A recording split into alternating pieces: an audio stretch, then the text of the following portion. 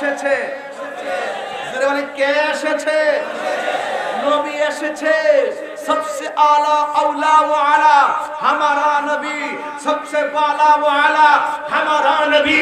आसमान ही पर सब नबी रह गए, अर्श आजम पे पहुंचा हमारा नबी।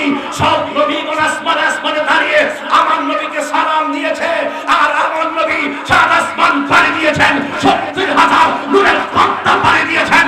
আমার নবী সিদরাতুল মুনতাহা পাড়ি দিয়েছেন, লাভ ওখানে গিয়েছেন, আরশ আজিমে গিয়েছেন। নবী আল্লাহকে দেখেছেন, আল্লাহ নবীকে দেখেছেন, নবীর কাঁধ মোবারকে আল্লাহর কুদরতি হাত দেখেছেন। আমার নবী ঠান্ডা অনুভব করেছেন, কোলাকুলি করেছেন। সুম্মা দানা ফাতানাল্লাহ ফাকানা কাওয়া কাউসাইনি আও আদরা। হাত করে বলেন মারহাবা।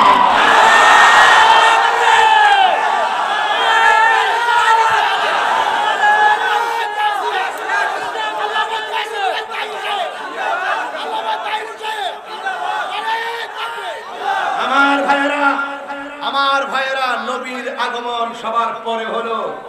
নবীর মর্যাদা কি কম? আজকে বাংলাদেশের কিছু জহেরে মুরাক্কাব নায়েবে শয়তান আছে। আমি কিছু বললেই তো বলবেন যে তাহিরি হুজুর গরম ভাষায় কথা বলে, তাহিরি আকীদা ক্লিয়ার, তাহিরির পথ চলা ক্লিয়ার, তাহিরির মিশন আর ভিশন ক্লিয়ার, তাহিরি যা বলে সরাসরি বলে। আমি পরিষ্কার ভাষায় বলতে চাই, তাহিরি কখনো নরম কখনো গরম, যেখানে নরম সেখানে নরম, যেখানে গরম সেখানে গরম। আজকে জাহেলে মুরাক্কাব নায়েবে শয়তানরা রয়েছেন, যারা আমার নবীকে শেষ নবী মানতে চায় না। তারা বলে আমার নবীর পরে নাকি আরো নবী আসবে, যদি আরো নবী কেউ আসে আমার নবীর সম্মানের কমতি হবে না। আমি ভৈরববাসীকে জানতে চাই, আপনারা বলুন আমার নবীর পরে কি আর কোনো নবী আসবে? এদিকে হাত ওঠে না, জবান খুলে বলে আসবে। সবাই নবীর মহব্বতে হাত তুলে বলে আসবে।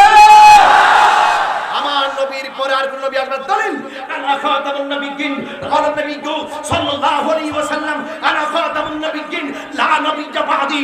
আমার নবী বলেছেন আমি নবী হলাম শেষ নবী, আমার পরে আর কোন নবী আসবে না। আরে আমার নবী তো এমন নবী, নামাজে দাঁড়িয়ে এমডিকে সালাম দিলে নামাজ বাতিল হয়, নামাজে দাঁড়িয়ে মন্ত্রীকে সালাম দিলে নামাজ বাতিল হয়, চেয়ারম্যানকে দাঁড়িয়ে সালাম দিলে নামাজ বাতিল হয়। নামাজ में किसी को सलाम करने से नमाज टूट जाती है, मगर हुजूर पर सल्लल्लाहु अलैहि वसल्लम को सलाम करना जरूरी है। दुनिया के सलाम दिले नामाज बातिल हो जाए, और नबी के सलाम ना दिले नामाज बातिल हो जाए। আপনাকে বলছি, কে এসেছে? কে এসেছে? আমার নবীর সম্মান কি কম? নবীর সম্মান কি কম? নবীকে ভালোবাসার নামই হলো ঈমান। কথা বলেন ঠিক কিনা? ওই নবীকে ভালোবাসতে চাই কি চায় না?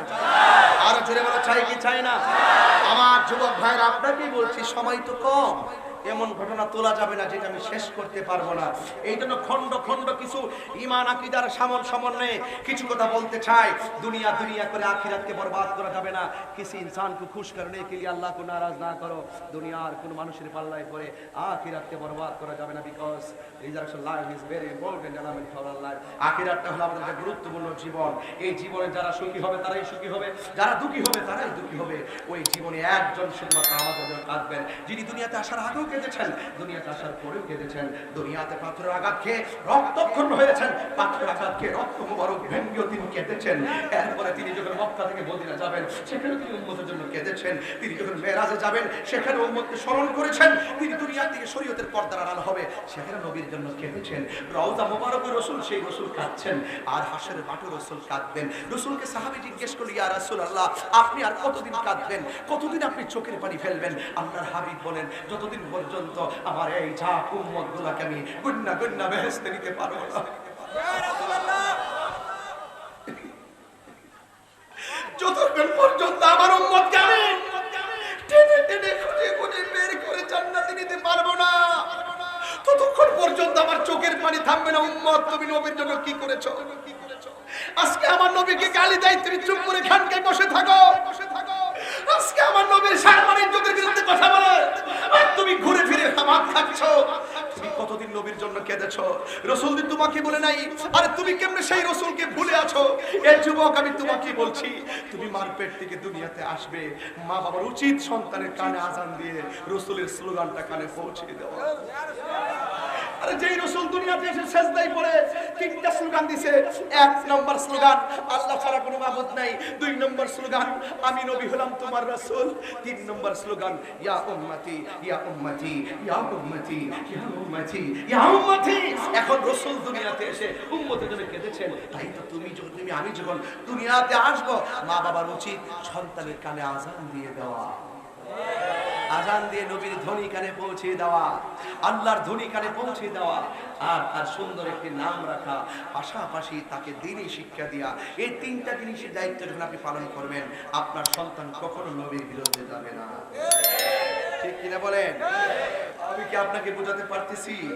আল্লাহ যেন আমাদের সকলকে বোঝার তৌফিক দান করে, আমিন করুন। আরো যদি বলেন আমিন। আমার মনে হয় আমি অল্প সময়ের ভিতরে অনেকগুলো পয়েন্ট আমি বের করে নিয়ে এসেছি আপনাদেরকে বোঝার জন্য। আমার যুবক ভাইরা নবীর মহব্বতের কথা শুনেছেন, একটার মুখেও তো হাসি দেখি নাই। আমি তো খুব